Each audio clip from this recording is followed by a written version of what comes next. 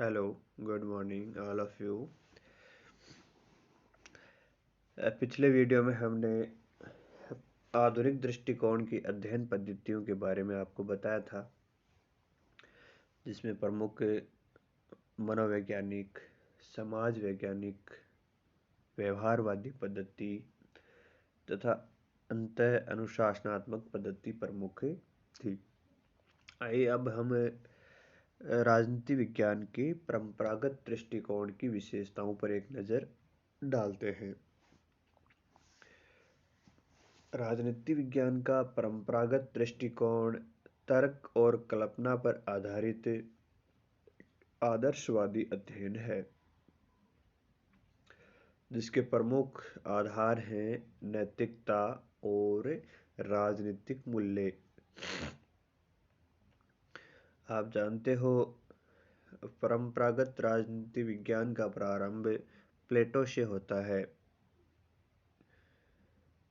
और प्लेटो ने अपनी पुस्तक रिपब्लिक में आदर्श राज्य की कल्पना की थी।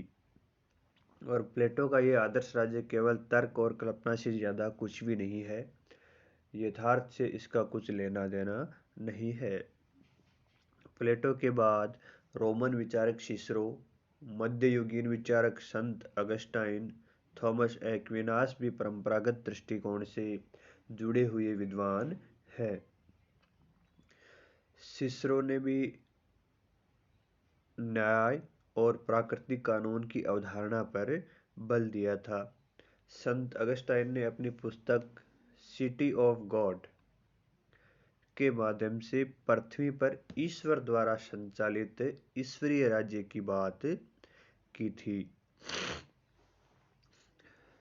इसी प्रकार रूसो द्वारा प्रतिपादित सामान्य इच्छा की धारणा भी परंपरागत दृष्टिकोण से जुड़ी हुई मानी जाती है।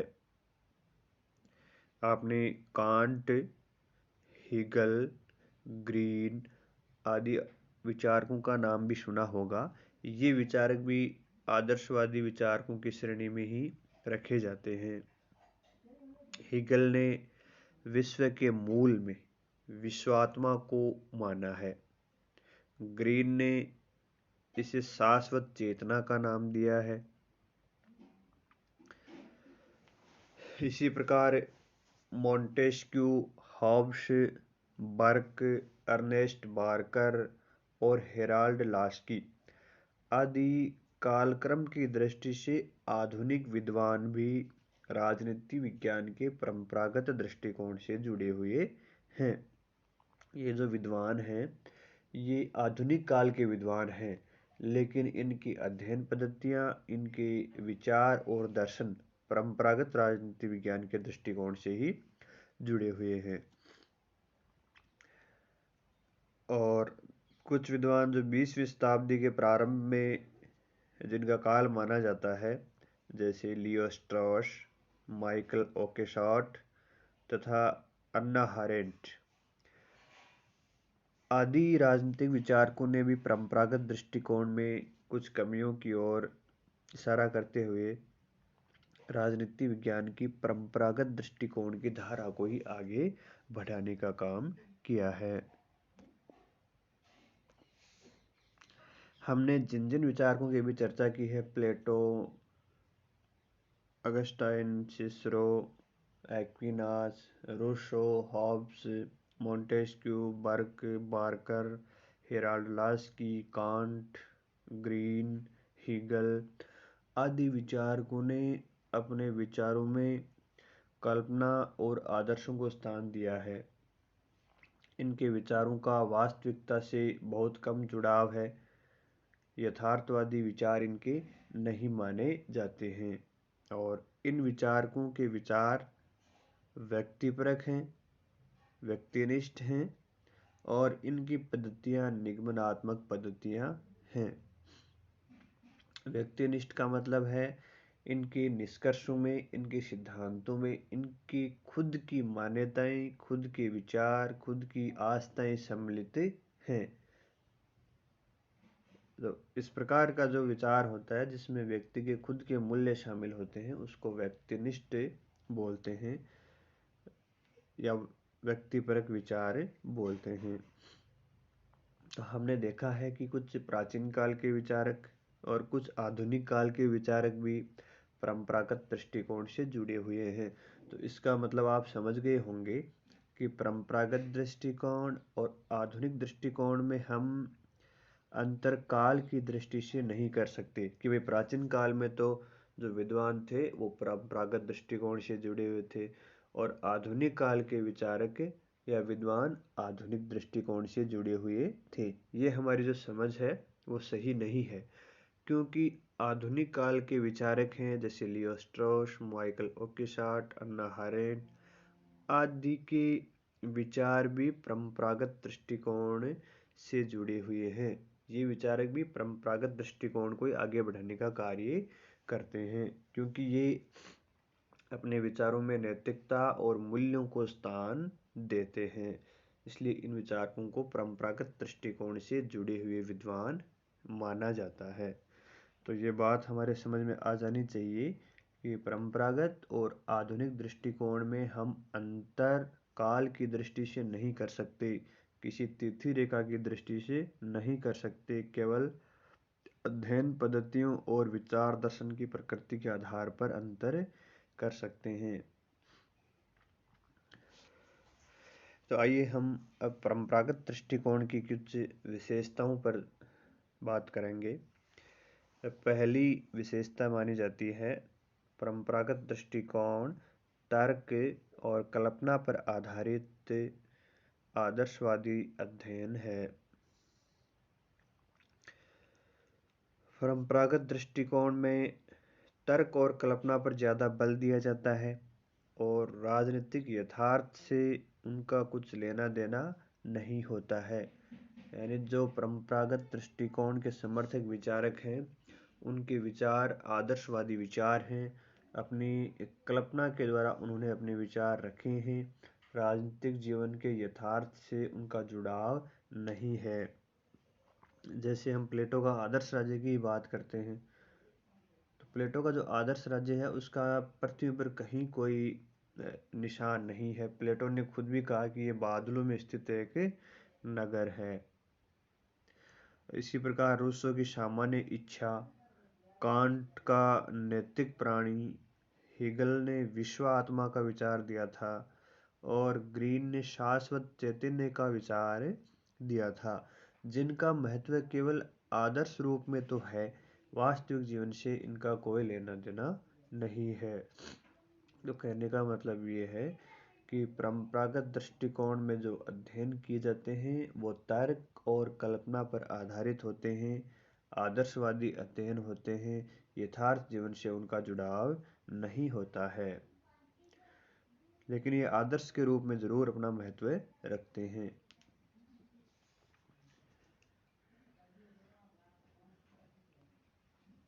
और क्या होना चाहिए इसके ऊपर ज़्यादा बल देते हैं, न कि क्या है या क्या हो सकता है। केवल क्या होना चाहिए, ऐसा होना चाहिए, राज्य ऐसा होना चाहिए, मनुष्य का जीवन ऐसा होना चाहिए, शासक वर्ग ऐसा होना चाहिए, ऐसे कानून होने चाहिए, यानी सिर्फ चाहिए पर बल देते हैं, कल्पना पर बल देते हैं। फिर आइए दूसरी विशेषता की तरफ चलते हैं। राजनीति विज्ञान के परंपरागत दृष्टिकोण में नैतिकता और राजनीतिक मूल्यों पर विशेष बल दिया जाता है। परंपरागत राजनीतिक दृष्टिकोण की ये मूल मान्यता भी है कि राज्य एक नैतिक संस्था है और जिसका उद्देश्य व्यक्ति को नैतिकता के मार्ग पर आगे बढ़ाना है।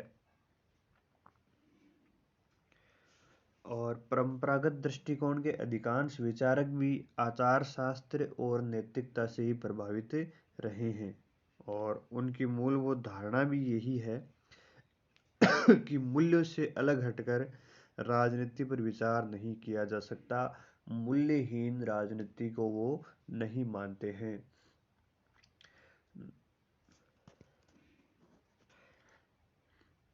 नैतिकता का अर्थ आप जानते होंगे। नैतिकता का मतलब है जो नीति के अनुसार हो, यानी जो सही हो, उसको अपन नैतिक बोलते हैं। तो परंपरागत दृष्टिकोण के विचारक नैतिकता और मूल्यों पर विशेष बल देते हैं अपने अध्ययन में। फिर देखिए तीसरी विशेषता, कानूनी, औपचारिक एवं संस्थागत अध्ययन की प्रमुखता। यानी राजनीति विज्ञान के परंपरागत दृष्टिकोण में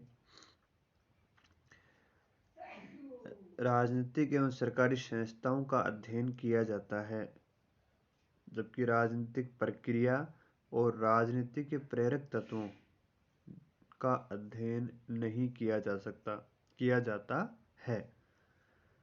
और राजनीतिक जीवन की व्याख्या करने के लिए राजनीतिक संस्थाओं का विधि यानी कानून और संविधान के परिप्रेक्ष्य में अध्ययन किया जाता है।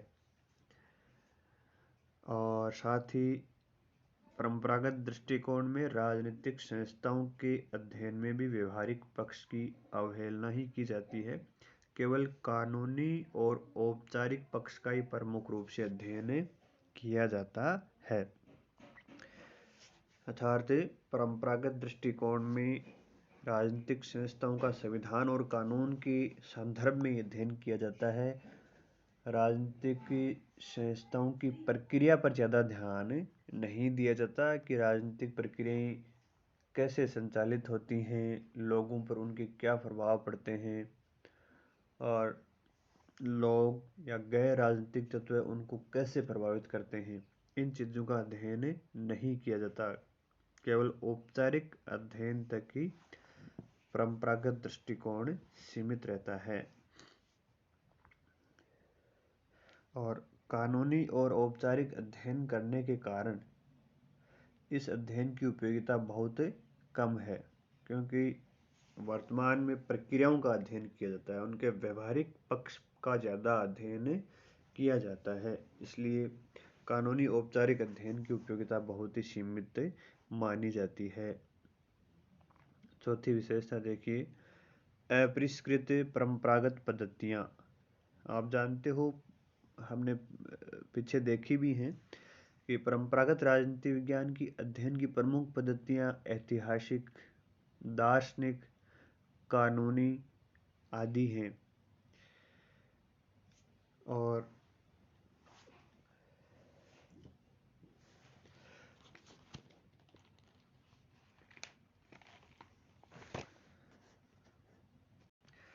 इन पद्धतियों में कल्पना और इतिहास का सहारा लिया जाता है, और साथ ही साथ इन पद्धतियों में केवल राजनीतिक व्यवस्थाओं और संस्थाओं का वर्णन करने का ही कार्य किया जाता है। राजनीतिक समस्याओं का विश्लेषण और समाधान निकालने का प्रयास नहीं किया जाता है।